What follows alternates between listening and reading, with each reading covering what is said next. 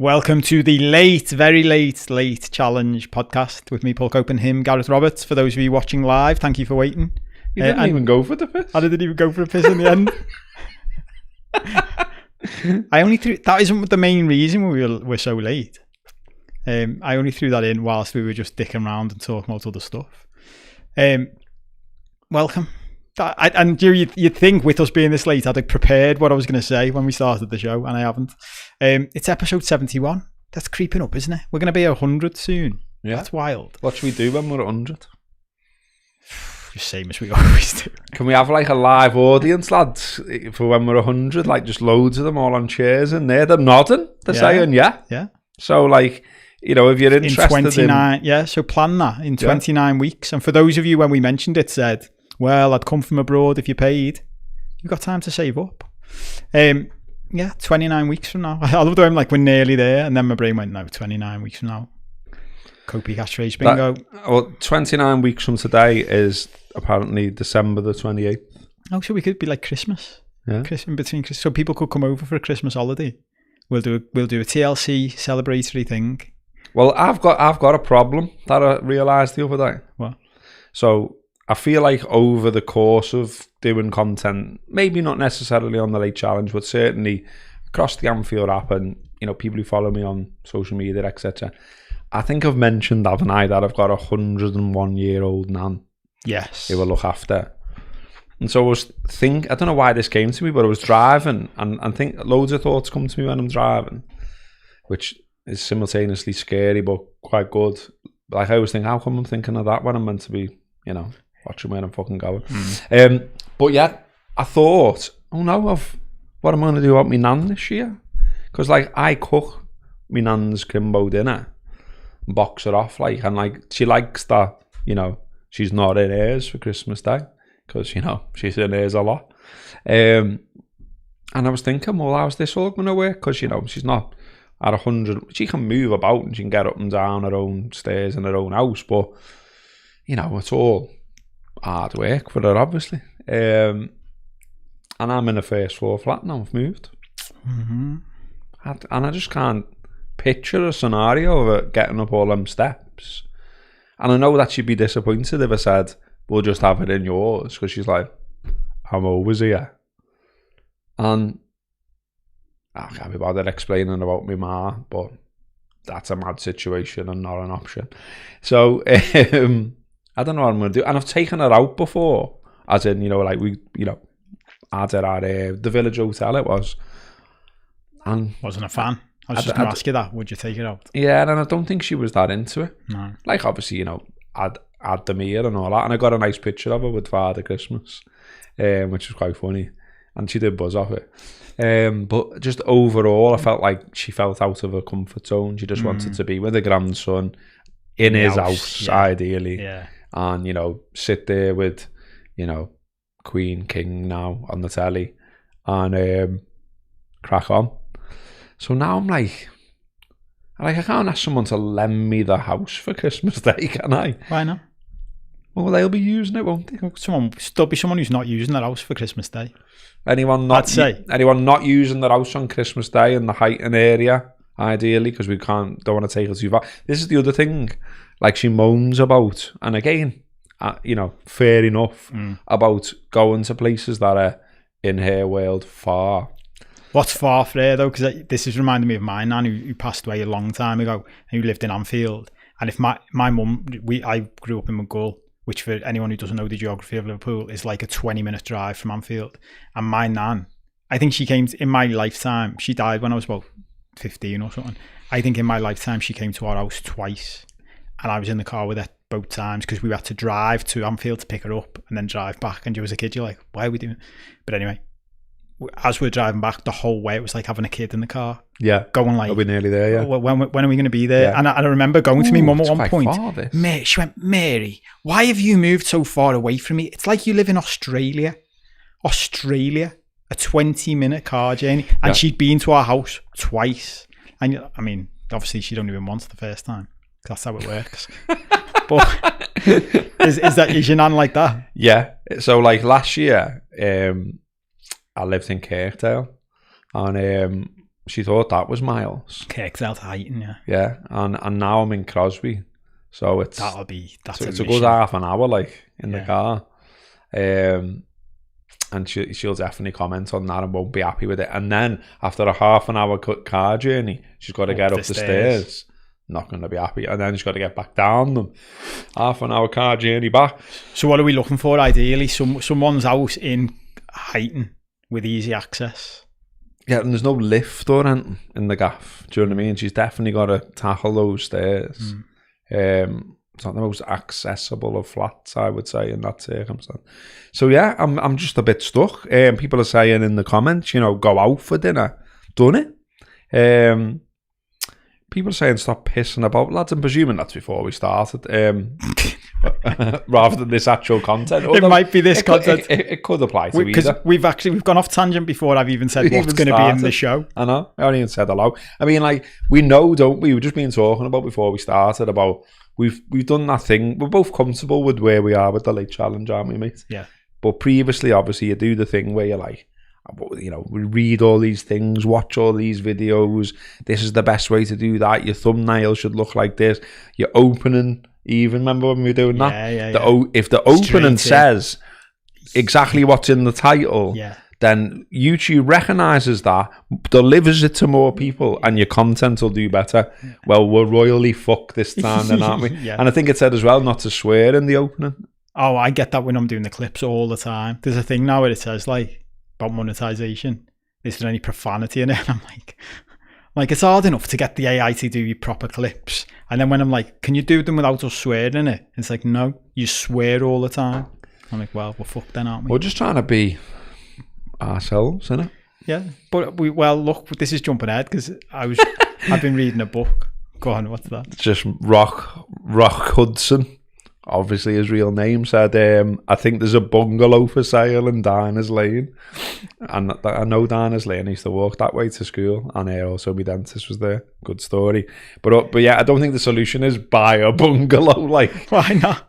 She won't move. I've had that discussion. I've said, like, Nan, I'm sure we could box this situation to make it all better.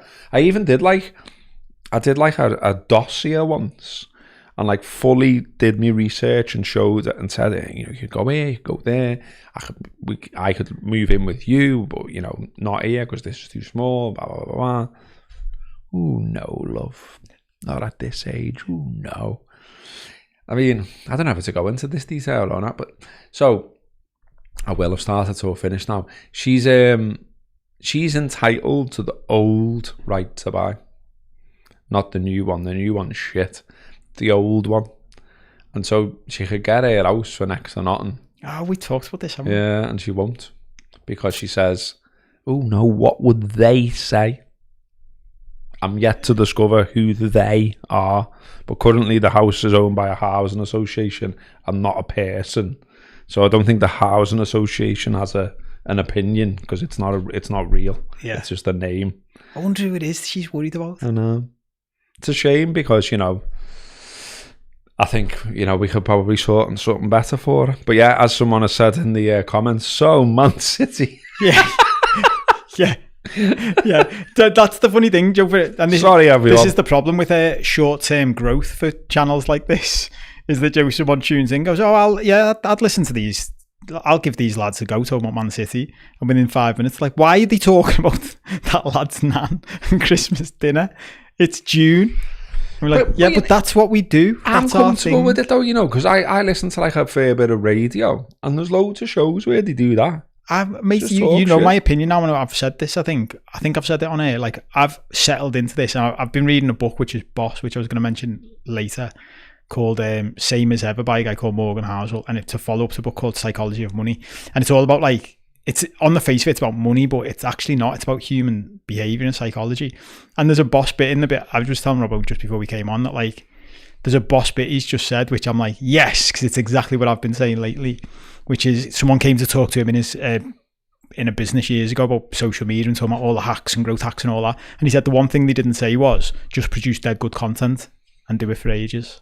Like, well, that's the secret. Emma G says, I like the live chat. So there you go. There you go. Emma G sold. There will be. I'm confident that if we do this for long enough, everything will be fine. And look, there's a little thank you to throw in here, because there was a little update.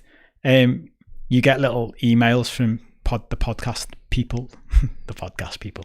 Like, what's that? So they mates at the housing association. yeah, sitting around the table saying, "Oh, best like Robbo and Cope, you know this. It's time to celebrate. The Late Challenge podcast has over 250,000 downloads. Get in! Get nice, in! Isn't it? That's nice. Not Quarter of a million.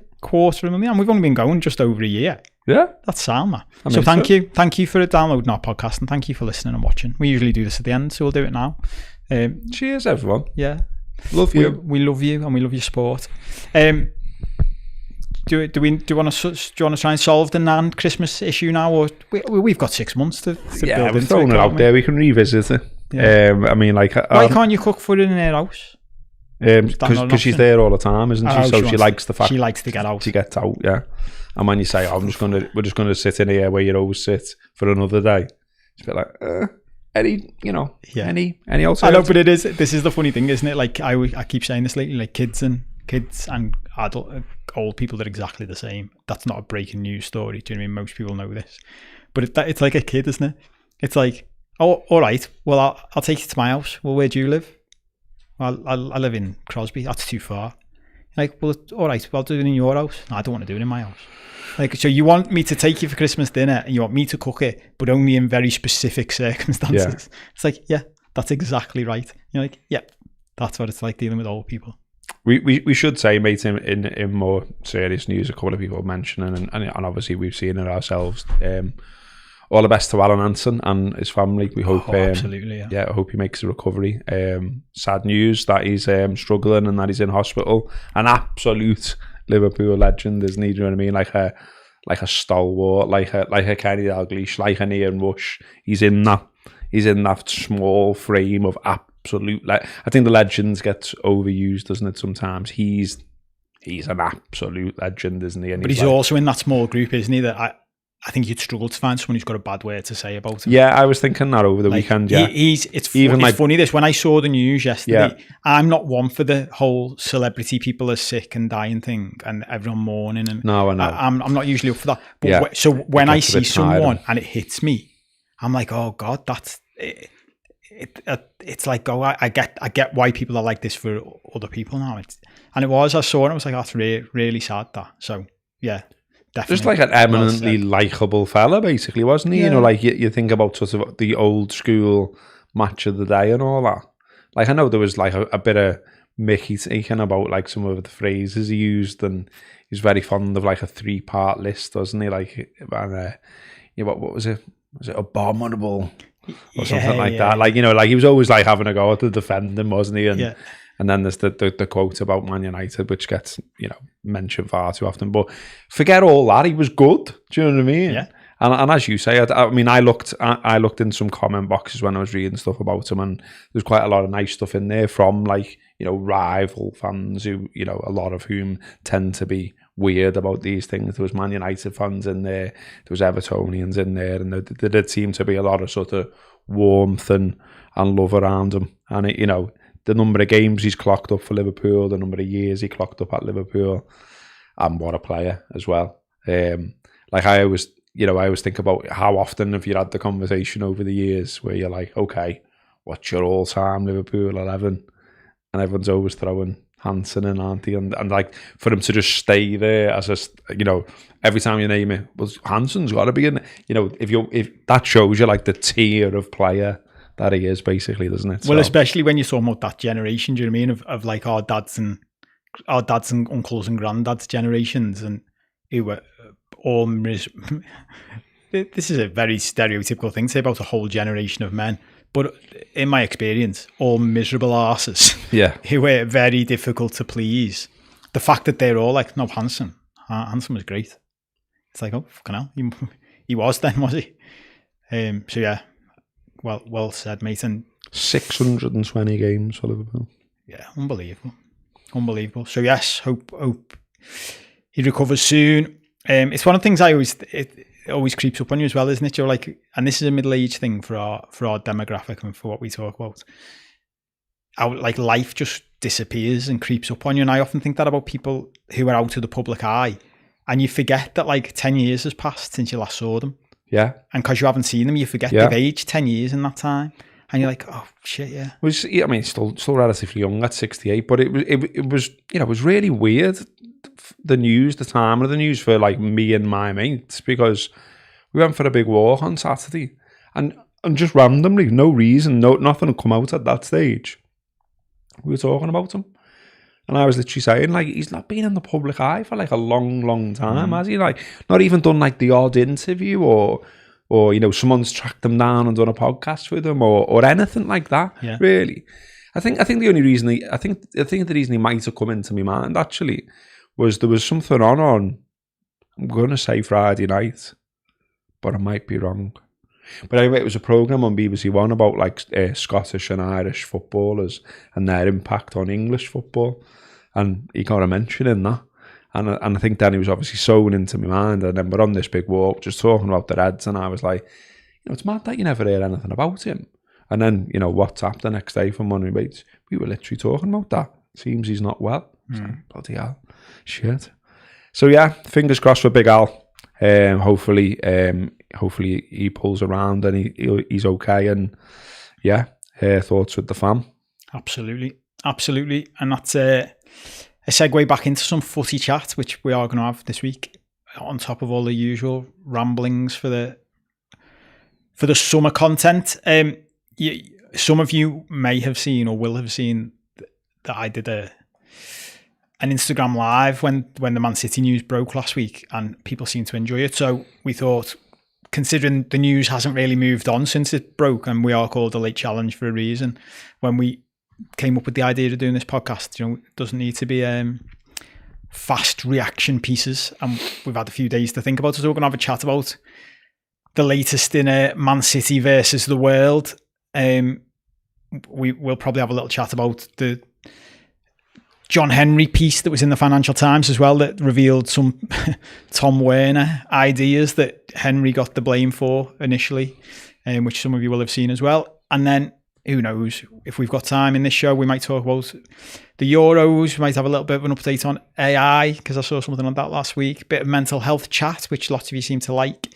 But as you know, and as you've seen, and if you haven't, and if you're new to this, we don't tend to stick to these agendas, and we tend to go off and talk about whatever we want, because that's what we like to do. And if you like it, you like it. And if you don't, you don't, because it's our podcast. So we'll do what we want. So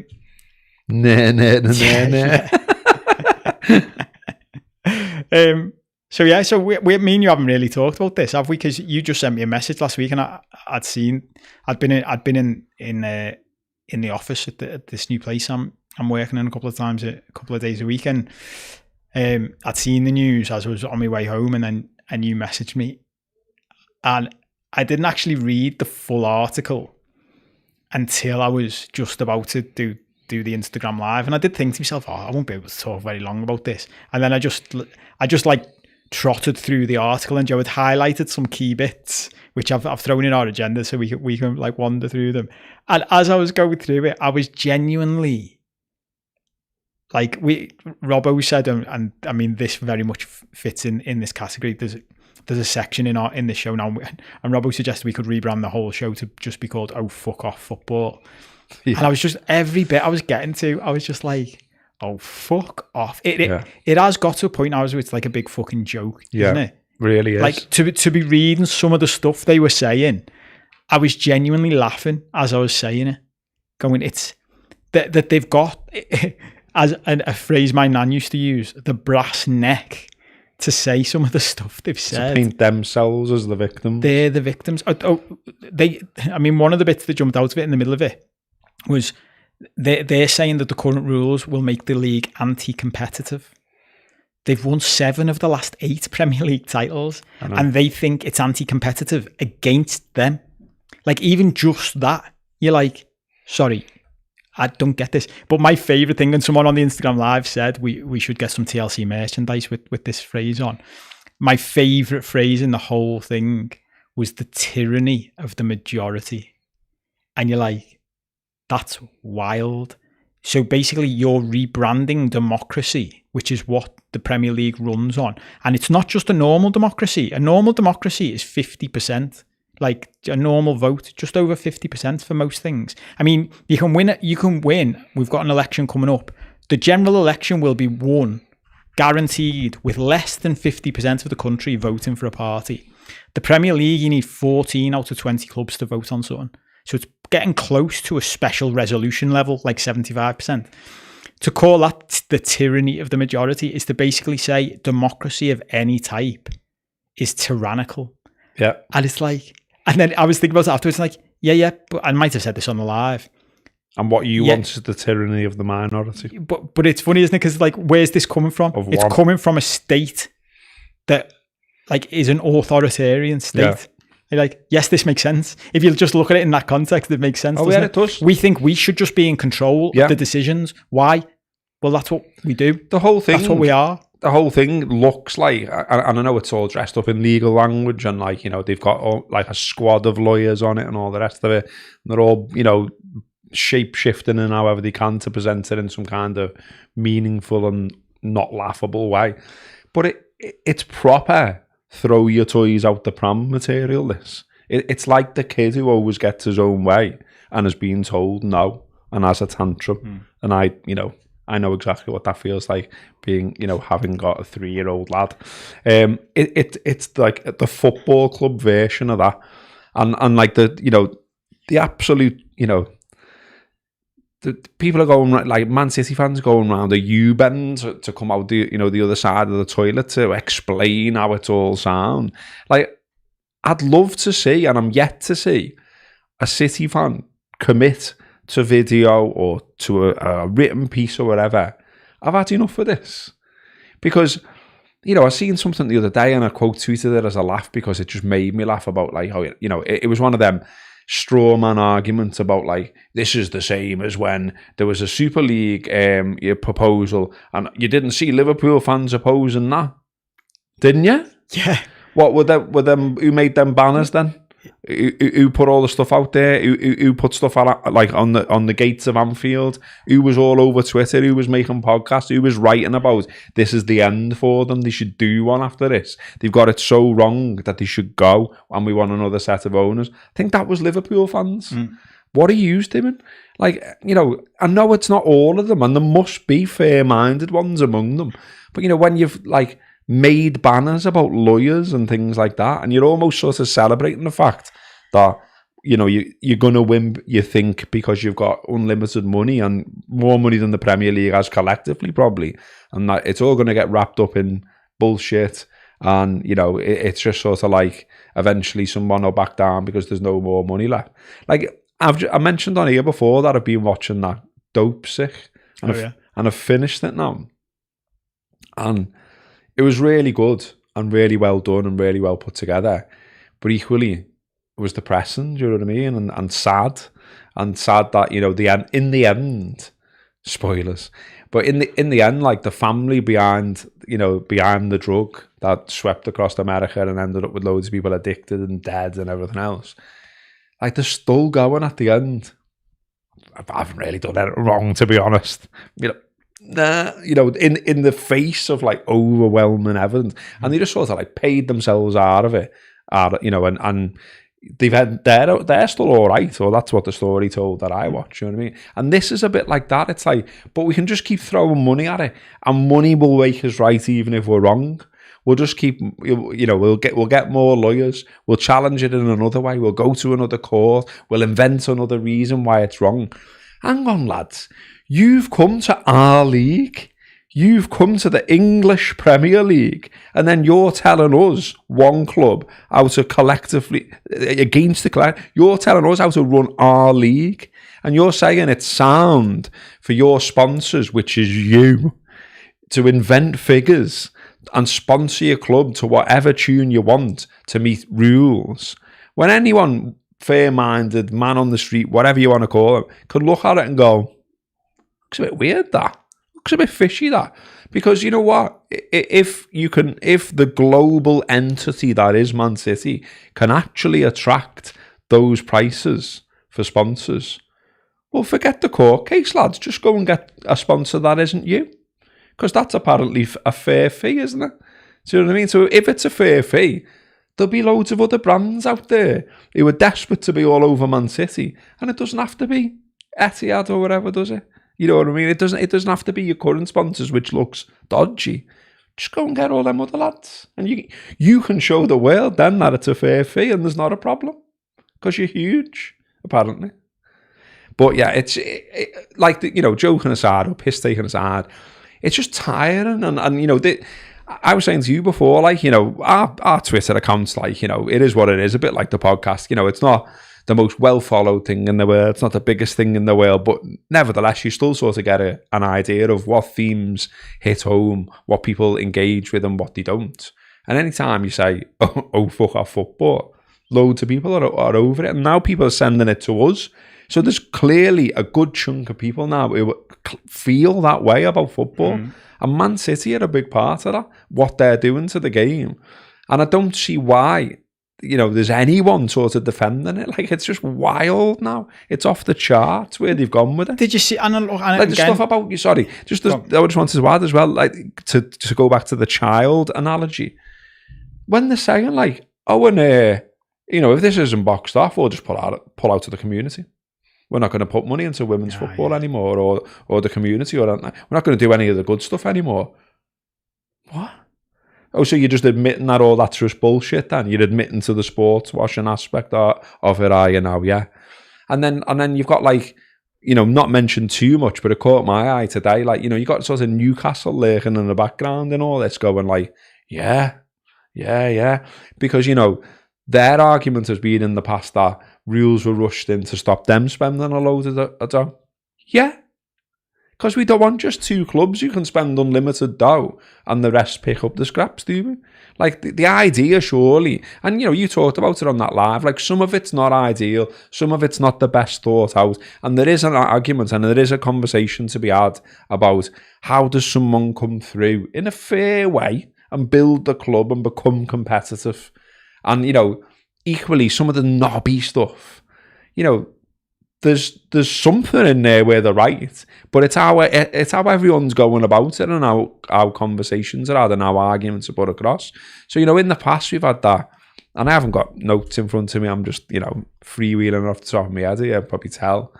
But, in the past we've had what was essentially a cartel involving Liverpool. Do you know what I mean? What would they call it? The G something. Oh, yeah. You know what I mean. So, Liverpool are immune to protecting their own interests here, and none of the clubs are. We saw that during COVID, didn't we? But, like, I have to laugh, by the way. I saw something over the weekend that really made me laugh. So, when it was coming out little bits about such a club is supporting them or such a club is sympathetic and all this. And there was a piece that came out that said Everton were among the clubs that were supposedly... And did you see the tweet? I don't know if I shared it with you or not. I can't remember. I bunged so much into that WhatsApp group. But there was a tweet, and it was all these fellas sat at, like, a table in an office with, like, suits on and that. And then Big Bird was there. Just said Everton. And it really made me laugh. Because it was like, lads, you're virtually bankrupt. Like, why are you throwing your hat in the ring with them? What's your issue? I saw someone else saying, well, when you say Everton, who do you mean? Like, Mashiri's an absent. Trying to get off. The people who were trying to buy it are crooks, and that's fallen through. Yeah, that's gone. So who is it? Who is it if it's Everton? Like, is Graham Sharp saying, I'll back Alan Newcastle. Stubbs. Yeah. Sounds good, that, lads. Go ahead. Yeah. I'm in my track here. I'll come to the meeting. It's wild, isn't it? It's wild. Like, I mean, it's funny because part of me is like, I don't want to repeat everything I said on the live, but most people won't have seen what I said on the live. I went through all of it, and it's clear. Like, I mean, it said this in the article. It was to reference. It was Matt Lawton in the Times who broke this story. And I thought one of the maddest things was it's from February, this, and it hasn't got out. I thought that was unbelievable, really. But some of the stuff, going back to what I said before, that they were claiming, they've even gone down the road of saying it's discrimination. I know. Which, do you just like, yeah, come on, fucking hell, lads. Like, even if do you know, even if you want to challenge this properly, can we not descend to this, please? Can we not descend to it like being an argument on Twitter? Do you know, where people are like, that's racist? You're like, it's not racist. Let's just have a conversation about it. Because I said on it, like something you just alluded to then, there is, in the middle of this, there is a legitimate conversation to be had about FFP.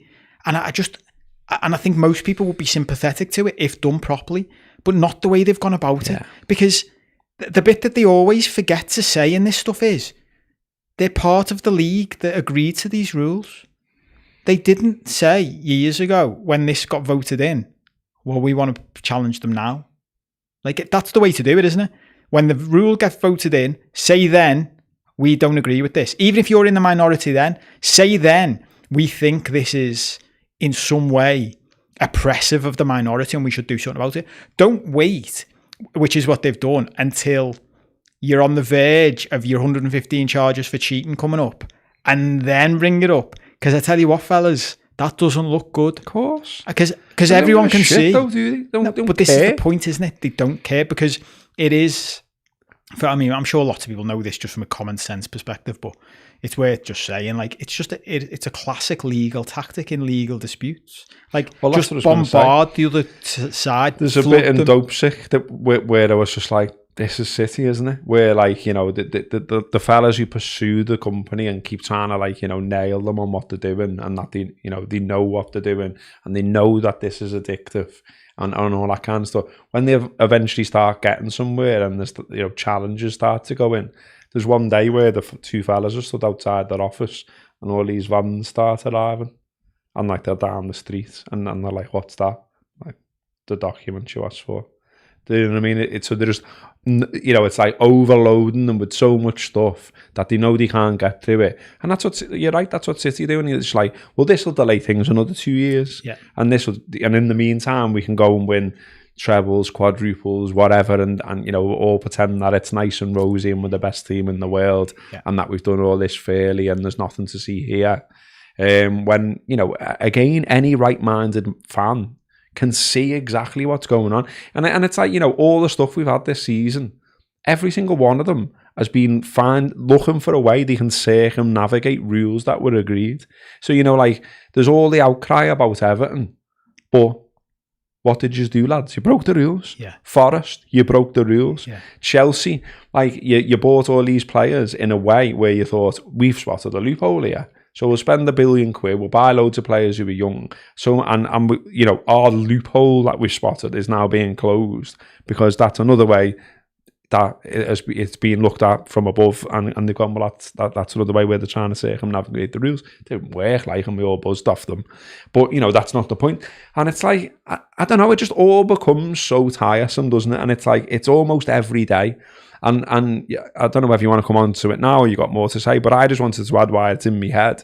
I you know, talked about before about things coming into my head when I'm driving. I did a proper passage where I voice noted this, because I thought, well, I could write something on that, or I could say something on the podcast about it. As it is, I've remembered it. When the Werner well, it was Werner, wasn't it, who come out with the stuff about I won a game in New York. When that come out in the Financial Times the last few days, I just thought, can't you just be sane for a bit? Like, in this field, in this fucking sea of insanity that is currently football at the moment, where you've got people who've loved it all their lives saying, well, you fuck off, not another thing. Leave it, you know, just leave it alone for a bit. Let it be football. Let us enjoy actual football instead of talking about shite around the edge of it, just for a little tiny bit. Or while everything's on City, while they're doing this, while they're launching legal challenges that make them look like even bigger knobheads than they already are, don't you do something as well? Let's bask in the glory, if that is indeed the phrase, of that we haven't got them as owners, we've got you, and you are a bit more sane.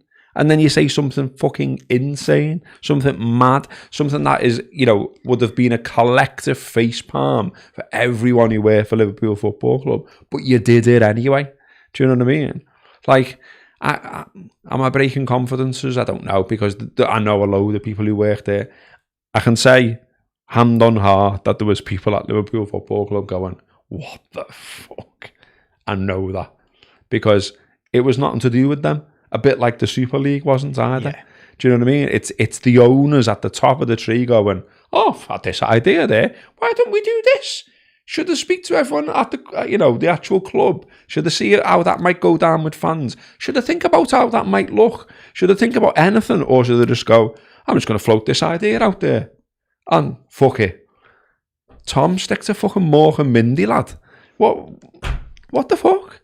But it's funny, isn't it? Because this is the bit where, for all the City fans who criticise Liverpool fans or United fans or whoever else, this is the bit where we're like, no, but this is where we're different, fellas. And as you say, there are reasonable City fans out there.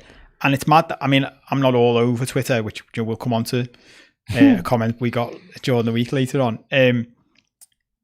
I don't sit just scrolling through Twitter endlessly to try and read everything that's on there, so I can't possibly say what's on there. And by the way, for people who criticise us for not covering everything that's on there, like, it's impossible. Like, that's like saying you don't cover everything that's on the internet. It's everything you could possibly want to see is on there. But this is the, like, so I'm sure there are City fans out there who do criticise this, but I haven't seen them. But this is the point. We do criticise this stuff. Like, for anyone who hasn't heard the quote that came out in the Financial Times interview with John Henry, Tom Werner, who's the FSG chair, said, I'm determined one day to have a Premier League game be played in New York City. And it seems he told the reporter this, who was interviewing John Henry, which is why Henry ended up getting blamed for it in some quarters. And he said, I even have this sort of crazy idea that there would be a day where we play one game in Tokyo, one game a few hours later in Los Angeles, one game a few hours later in Rio, one game a few hours later in Riyadh, and make it, I love this part of the phrase, make it sort of a day where the Premier League is celebrated. Make it sort of a day. That's the type of thing you say about, like, organising a fucking barbecue in your back garden. And I think this is the thing that shows us all, and you and I have defended FSG over the years, and we've criticised them, and some people don't like the balance of that, but these are the bits that show me just what they actually think. Do you know what I mean? It's the little throwaway things, not officially on the record, not officially a statement, but just the little throwaway things. That's what you think the Premier League should be, and it fucking shouldn't be. Yeah. Fundamentally, like, and I mean, when you said this article to me, like, this is the bit I laughed at. Like, he acknowledged the idea. This is Tom Werner had the idea that at least one significant. He acknowledged the idea had at least one significant knot. Local fans of clubs who wouldn't be able to support their teams at their home stadium, and he said, let's figure out a way to offer them very cheap travel and accommodation so that if Liverpool is playing Nottingham Forest, we will support fans coming to New York and make this an attractive thing for the fans as well. And I laughed and was like, it's a nice one, Tom. So is what you're saying you're going to pay for all 60,000 Liverpool fans who would be at Anfield that week to have a weekend in New York? No, it's not, is it? What you're saying is, well, if a few of you want to come to this bullshit game we're going to have between Liverpool and Forest in New York, maybe we'll, for a PR perspective, pay for a few of you to come out and take some photos and that. That's it. It's bullshit. Yeah. Fuck off. Yeah, 60,000 people are not going to fly to New York on one weekend to watch one game, are they? Nor do they want those 60,000 people to. And nor should they have to. And, like, lads, you might live there, or you might want things to happen there, but it's nearly 3,500 miles away from the thing you've invested in. So you just have to cop for that. Sorry, mate, Liverpool Football Club's in Liverpool. They play football at Anfield, and then we go from there. I've said it before on here. I don't get, and like you will always get, like you do always get, someone somewhere who will say it's a good idea and what's the problem. Well, I saw someone say that. It's like me getting into baseball, going over to America, watching it a couple of times, going, sound this, can you put this in Bootle now? Yeah. What do you mean you're not into it? What, you get big, what do you mean, it's your sport and you started and it's from your country? Fuck that. I want to watch it in my country, so come ahead. And by the way, can you all get up at mad times now? Because, it suits me better if it's on at this time on my telly. And I know it's your sport, but fuck that. Never mind that. Because, money. I mean, Tom Werner's worth £2 billion, $2 billion. And he just sounds absolutely out of touch. No consideration after all this time of being, you know, and you said chairman of FSG, he's chairman of Liverpool Football Club. So, you know, that's important. That carries with it weight, and you should know that, and you should be aware of what you say publicly and where that will go and what that will create. And what it's done is create an unnecessary shitstorm at a time when there's lots of shitstorms around football, and at a time when football fans collectively are looking at their owners and they're saying, do they get our club? And there was plenty of us that went in for bat for these fuckers and said, I think on the whole they do. They've made a few mistakes. And look, you know, we all said to them, like, you know, you couldn't get the Super League idea more wrong. What were you up to? Why were you doing it? And then, you know, John unlocks the coffin and gets in front of a camera, you know, like, and apologises and says how wrong he's got it. I mean, to be fair, there's one little bit around this whole shitstorm, mini shitstorm that's being created with his comments. In the piece, in the Financial Times, if you read it from start to finish, he's not into the idea. John Henry. He says he's not entertaining the idea. I was just about to say that. So like, Tom's pushed him on it. You know, Tom's gone rogue, hasn't he? Yeah. But why are you going rogue? That's Tom just going, I just think this would be a nice idea, wouldn't it? And he's no different than to Todd Bowley. Is he doing his thing? Well, why don't we just have a game between these and these and do this? North and South, wasn't that'd be good. I'm like, and that's, you can imagine them sitting around the table having dinner, can't you? Having a bit of whiskey with their billions of pounds, billions of dollars, and going, yeah, well, do you know, I had a game of FIFA once where you could do like an all-star game, and then you could play that all-star game, and you're like, stop it, stop it. There's already international football. There's already European football. There's already football in different places. There's enough. Go and watch it where it is. It's because they're doing it with their sport as well, isn't it? Yeah. So it's that thing again of, okay, well, automatically then, this can be applied to your culture and your sport, and it's just a matter of when. That, you know, so like I was using baseball as an example there. I'm not into it, like, you know, not through like, you know, any anti-American thing or anything like that. I've been to America quite a few times, enjoyed it, met loads of sound people. Detroit's boss is right, the boys. And so, like, let's just take an example. Say I randomly got into baseball. No, not going to happen, but say I did. And so I'll go, all right, yeah, I'll go and watch the Yankees. Sound them. I've heard of them. I know they're famous. Do caps and that. Go and watch it. Sit through a big long game of rounders and go, oh, I'm actually into this. I like fellas in pajamas playing rounders for hours. I want to watch this here. Well, New York Yankees and the Boston Red Sox played in London 2019. Sound. And I assume, I don't know any more about it than that. I've just Googled it. I assume they sold out. I assumed it was a big success. And I assumed the fellas with the money and the suits and all the rest of it went, hey man, that was great. And who were 50% of the fellas in the suits on that? Red Sox. There we go. So that's it. So it's like, oh well, it worked for that, so it can work for that. Yeah. But we don't want to. We don't want to do that. And then we're back to this idea of when we were described as people like me and you. We were described as legacy fans, weren't we? And you know, I still see that, and still makes me laugh. You know, certain people on social media have got it in the bios and things like that because, you know, that hurt, didn't it? Do you know what I mean? What?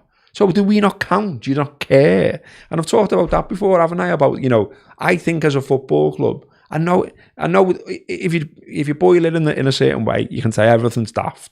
Just fellas running around in suits and, you know, just fellas in shorts and socks, 11 fellas kicking a ball. But we all know it's more than that. Otherwise, we wouldn't be spending so much time talking about it, spending money on it, watching it and all the rest of it. So it is more than that.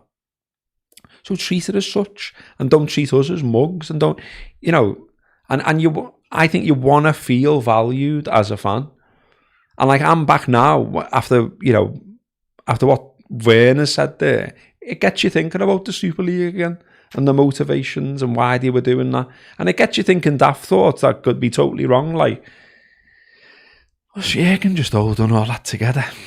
Do you know what I mean? Was he in there, you know, holding our values true and saying the right things to us so much that we were like, Jürgen, love you lads, yeah, the club's still there, it's still the right values, it's still the club I know and love. And then he's gone, and straight away you've got him coming out, Morgan Mindy's mate, you know, coming out saying that, and you're like, what? But you know what's mad about this? And this is the bit that we always come back to when we're talking about any of these topics. They do fascinate me. Like people fascinate me generally, but especially very, very wealthy people. Like I'd love to be able to just sit down and talk to them and ask them these questions. Because even this guy, I said to you before we started recording, I didn't read the full article, and I wish I had, because I just started reading bits before we started. And like even the guy interviewing him said, he was quite monosyllabic most of the time. And Linda, his wife, had to prod him a couple of times to say, "Come on, Joe, give him a bit more. It's a fucking interview." But he like fucking weekend at Bernie's. Oh yeah, I know. He said he paid tribute to Klopp in this interview. And he said, this is a quote in the actual article. John Henry said, the force of his, meaning Jurgen's, personality and emotions lifted all of us who support the club to a level I've not seen before anywhere. And that's the bit where I'm like, okay, John, so think about what Jurgen Klopp stands for and think about how highly you value him. And now think about what you do and your best mate Tom does. Do you think there's a clash there anywhere? Do you think you might be best if you want to tap into this thing that Jurgen's got that's simply magical, in his words? Why don't you do more of that? Yeah. Do more of the simply magical stuff. Because when Jurgen's doing it, it doesn't seem like rocket science, does it? No. It doesn't seem like it's a fucking mystical idea that we couldn't replicate without Jurgen being there. Why don't we just do sound stuff a bit more and not make weird suggestions that piss everybody off? This is my thing about, like, if you're employed in any organisation and you paid a lot of money and blah blah blah, like where you've got an influence over a lot of people, or a lot of people are looking to you, surely, like, people call it PR, and I get that, but moving on from PR, just feel goodness, like. Feel goodness around Liverpool has been pretty good in Jurgen's time. And yet now, because you're doing things like this, like I say, it's getting me worried. And it's getting me worried when I see the new structure now. And I've seen, it was already existed, and it was, but when I see it again, like, it was on The Athletic today, just like, and the whole slots ahead coach thing and all that. And then there's all these people in this new structure, and it just makes me itch with corporateness. Do you know what I mean? Well, it's the multi-club model as well and all that now, isn't it? Like, we are like, when we're sitting and look, me and you try and do this a lot. We try and be as reasonable as we can, and it wouldn't be right for us to criticise Man City and criticise what they're doing without acknowledging that that's what our ownership is doing. Yeah, our ownership is going down the same route. It's going down, if you can't beat them, join them route. The multi-club model, or like, it made me laugh when you said about going back to City. Well, if these are fair market deals, lads, go and get them from the market and not from your own sponsor. Like, I tell you what gives you away, though. Do you know the team you own in Spain? Isn't it mad that they've got the same fair market sponsor from the same company that you own? Why didn't they go out and get... Isn't that a coincidence that all the clubs you own are sponsored by the same party? That's mad, isn't it? Yeah. But this is the road we're going down to. And the caring thing, it comes back around to the caring thing as well. So, what's my concern about the multi-club model thing? It's that you think the other club that you go and buy are just there for you to run players through, see if they're any good, see if you can make a profit on them. Yeah. And you don't really care about their culture and their fans. Yeah, they just become a feeder club now. Yeah, they're just like, they're just the... where you wipe your feet on your way into the big club. I don't want that for them, whoever they might be. Yeah. And some of the stuff around City and the clubs they own suggests that it's grim, and that's how they're using those clubs, isn't it? And it's like, when you read that their fans are angry, and you're like, of course they are. And like, how is this right? Like, how morally is this right for the sport? Like, you see, it almost gets lost that it's a sport, doesn't it? And just to bring it back as well, because it was something I was sending you this afternoon. So, in all of this, and what City are doing, and the challenges, and the fact that, I mean, as far as I'm concerned, this is my opinion, they are ruining our national game. It's not interesting. It's boring. Like, the level of disinterest when they won this season was off the charts for me. Maybe that's just the bubble I operate in. Obviously, I'm in Liverpool. Obviously, my mates support Liverpool. Even the stuff I probably consume is pretty Liverpool-centric. But nevertheless, it felt low-key. Like, it was like, do you know what I mean? Yeah, but it wasn't just you, was it? I put this on an agenda last week or 2 weeks ago when I was going to do it, and we didn't get to it. That I had to double check that the videos of their parade in Manchester weren't spoofs. They weren't like deep fakes, weren't of a different time or something.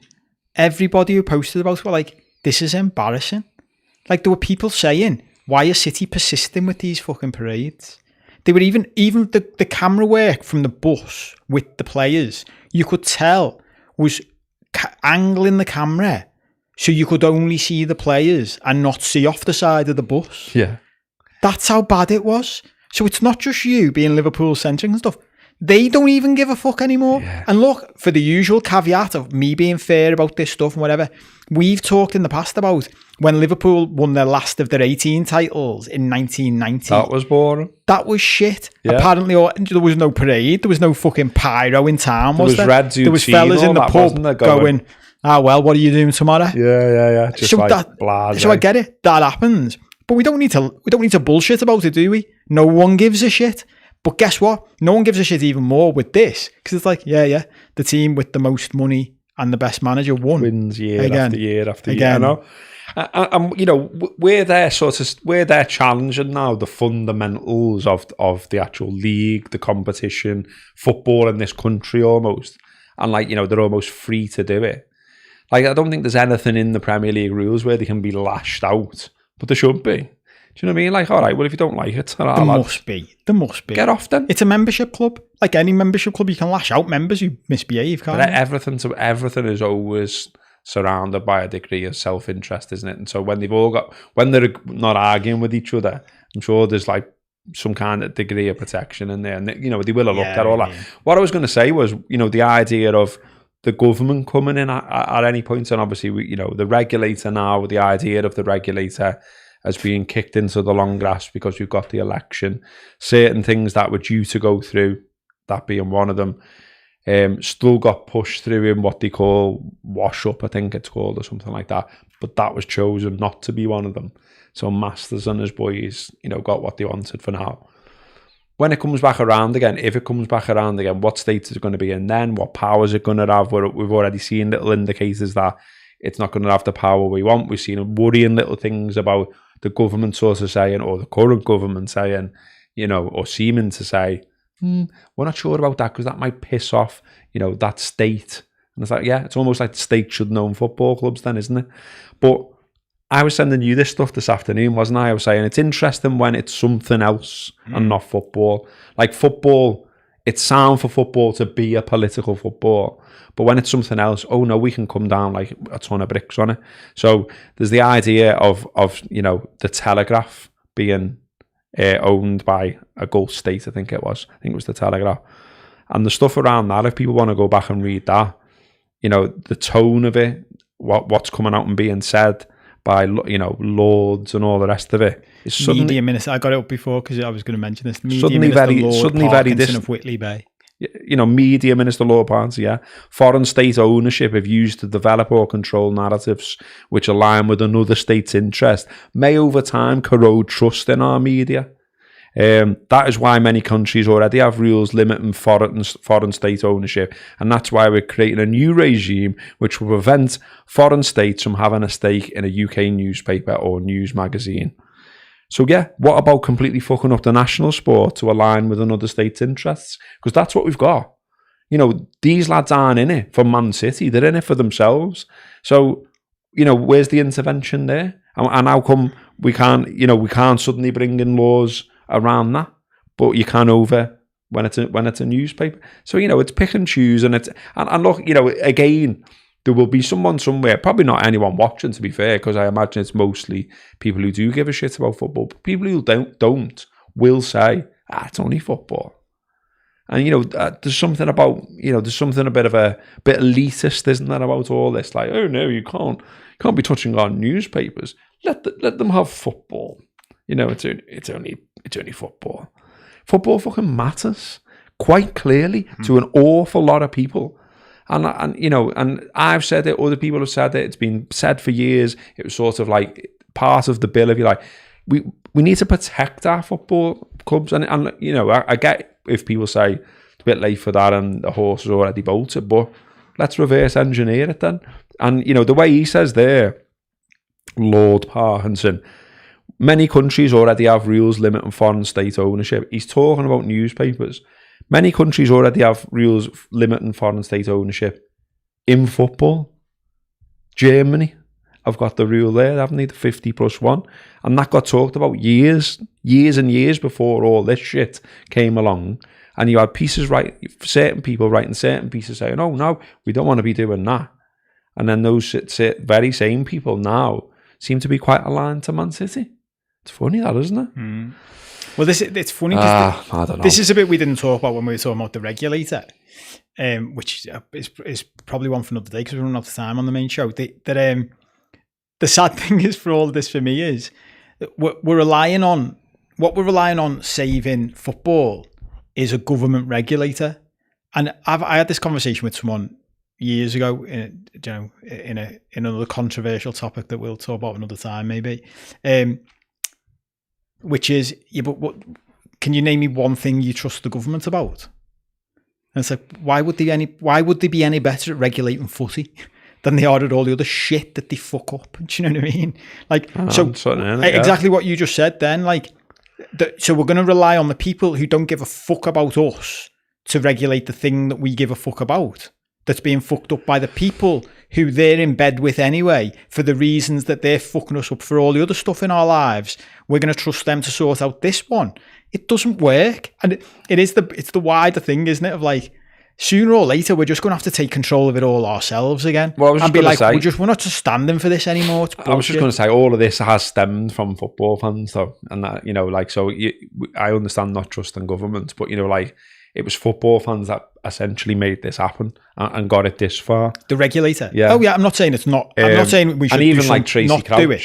You know, Tory or whatever and all the rest of it, but also Tottenham fan, football fan. Yeah. And, you know, when if you looked into what she said about it and how she talked about it, quite clearly passionate about football. Yeah. And there are people within those walls, within those chambers, etc., that do care, because there's people from every fucking strata of society that care. Yeah. And that's the point.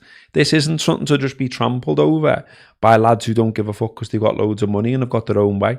It needs to be stood up against by everyone. And you know, like I said before, I'm just a little bit disappointed that I don't see too much stuff from like a significant Man City fans from where they go, yeah, I've had enough of this and this is bollocks, you know. I know you get is quite sarky stuff that I've seen. Again, I could be wrong, and there could be some brilliant piece of content out there by a Man City fan who doesn't like what's going on with his club or her club, but I'm yet to see it. Well, if anyone sees it, send it to us. Because the one I was going to mention, did you see? I mean, it was doing the rounds. There was a Man City account that was talking about, like, with pride, City are going to pull down the Premier League and take on the elite. And you're like, it's mad that you think you're not in that category when you've won 7 of the last 8 Premier League titles. Like, your sales pitch here is that you're David and everyone else is Goliath. That's what you're saying. The state-owned football club is the pauper. Stop talking, mate. Stop talking. We'll have to end the show. Paul Hayden says the lawyers know a bit more than us too. Okay. Which ones? Trying to get off. We'll leave it there. Fuck off, mate. You know what I mean? Do you think, mate? Do you think when they've got the boxes and boxes of documents and they're paid as much as a Premier League footballer, they might know more about the ins and outs than us? I'd never thought of that, mate. That crossed your mind, mate. Paul, thanks for that. I'm not even sure I understand the point. What's the point? They know more than us. About anything we've talked about. Like our opinions on football. Like that, it's an irrelevant comment, isn't it? Just proper internet, though. Yeah, I know.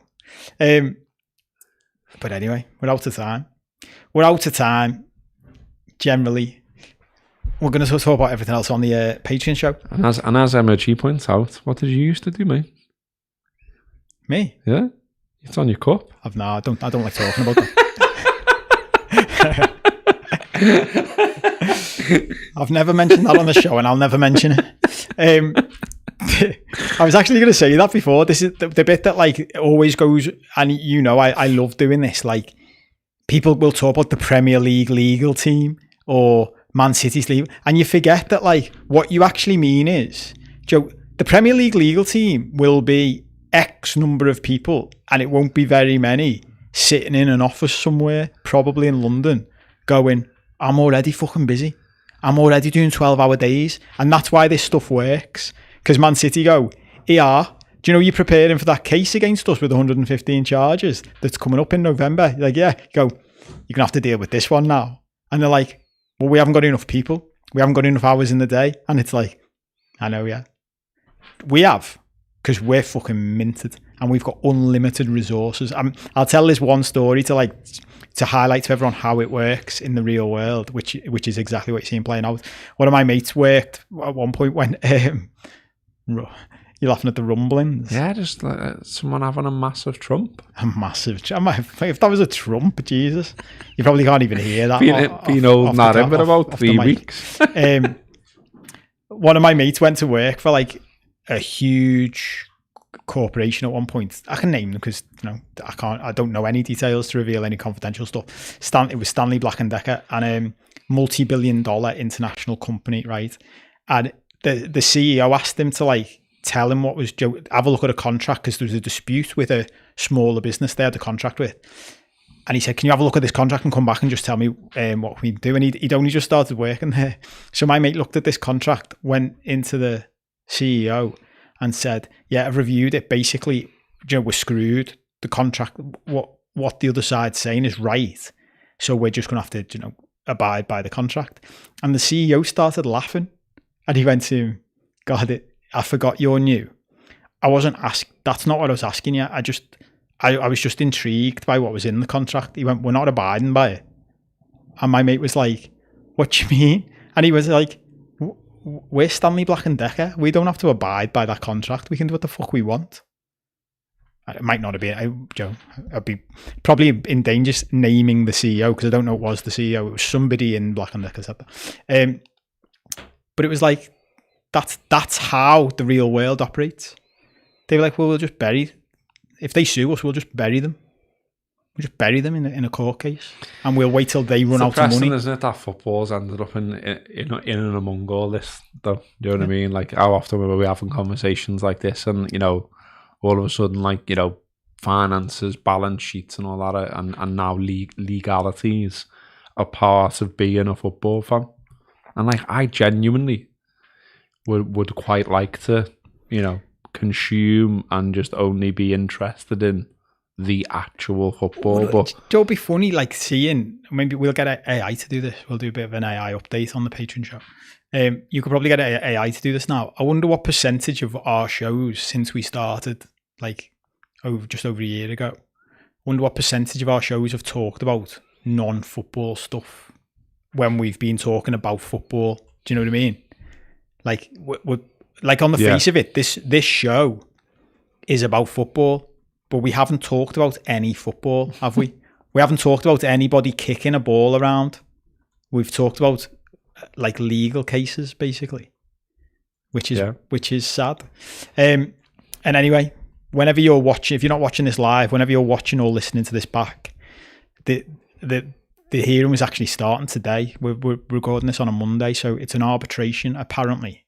And I read from a Sky article, it's a legally binding arbitration. So at the end of it, technically the verdict is legally binding, but I would predict that whoever comes out in the position they don't want to be in will just take it to court anyway, and it'll just go on and on and on, like Robbo said earlier.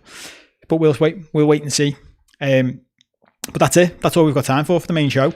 If you want to come and watch us, listen to us talk about more random stuff, we've got some mental health stuff we'll get into. Come on. Should we just do extra time and argue with jabs. Paul Hayden? Is Paul having some jabs back? He's put a rolling eyes emoji in now, mate. He means business.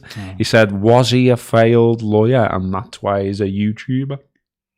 I mean, yeah, you've really followed the story there then, haven't you, mate? Yeah. I mean, he's been quite honest about what he did with his life, and it's all over the internet, mate. So loads of people watching him, going, "No, mate, that's not what he did. No, stop being a tit and go to bed."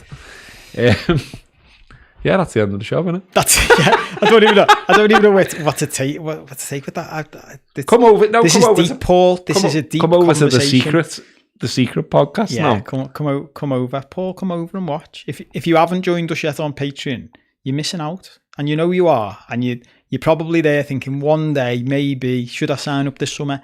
There's a 7-day free trial, so you can come across, listen to the stuff we chat over there, see if you like it, and if you don't, fuck it off. That's the whole point. And if you do, you can watch an extra show for £1 a week and all the back catalogue, which is over 50 shows at this point. We've had people say they like working backwards through the shows, because especially when you're a Liverpool fan, the season gets better as you go backwards. What we do over there is that different, though, isn't it? Yeah. It's like it's the forbidden closet of mystery podcasts. Forbidden closet. What is your fascination with those podcasts that you can't watch and listen to? You should just get yourself over there and see what happens, shouldn't you? It's a different tone. We do different stuff over there. I was actually going to say it is generally more relaxed, but I think where we've got to with this podcast now, considering the start of this and the shit we talk about, it's hard to get more relaxed than we are on here now.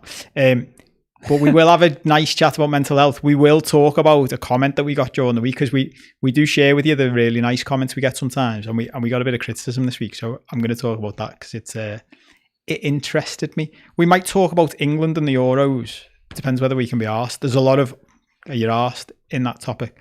And yeah, that's it. Oh, I meant to say, I knew there was something. That's why my brain was stalling then. Brain. I said a couple of weeks ago I was going to launch, this is a plug for my stuff, which I haven't cleared with Robbo, but he can't stop me now because we're on it and he's not asked anyway. I'm launching 3 communities for my coaching stuff this summer, and it's all up and running now. So if you're interested, I'll put a link below this episode on the podcast on YouTube. Go and have a look if you're interested in that sort of thing. And you can join me for a summer of learning some stuff and changing your life and that. Click that subscribe, will you? Look at it. 8.99 subscribe. Oh, we're nearly at 9. I know. Just come on. For our stuff, click the subscribe button on YouTube, click the like button, and leave a review on a podcast somewhere. Yeah, or you could click unsubscribe like that fella did last week, who said that he was unsubscribing just from the YouTube channel, not from like Patreon, because we were just two lads talking shite in the pub, and we put footy stuff behind the paywall, so he was out. Is that what he said? Yeah. At what point was he in? That's about. Do you know what I mean? That's the stuff that intrigues me about stuff like that. It's weird, at what point were you like, I will listen to this? At no point have we been anything other than two lads talking shite. That was the whole point from the start. But anyway, look, I've gone on for ages now. I want to go and start the Patreon. You need that piss, don't you? I need a wee. Thanks for watching, as always. Thanks for supporting us. We love you. We'll see some of you over on the Patreon. The rest of you, you're going to miss out if you don't come over. We'll see you next week. Bye.